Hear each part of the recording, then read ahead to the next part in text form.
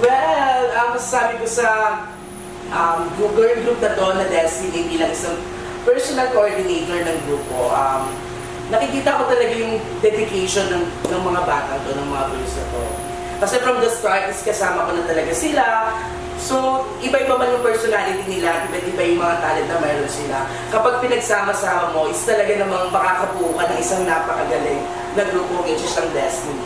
Kasi bawat ginagawa nilang mga performance, lahat yun galing sa puso at talagang dedicated sila, din yung dedications. Kaya natutuwa ako dahil andito ako sa grupong to dahil hindi lang sila ang talagang nagtsatsaga or sabihin na natin na gustong ma-achieve yung goal dahil andyan din yung mga parents nila na talaga namang willing at talagang sumusuporta sa kanila.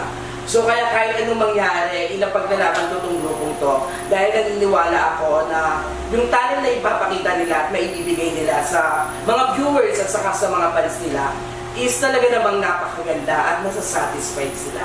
So kaya aabangan ninyo ang grupong susunod at magpapasikat hindi lang sa Pilipinas, kundi sa buong mundo.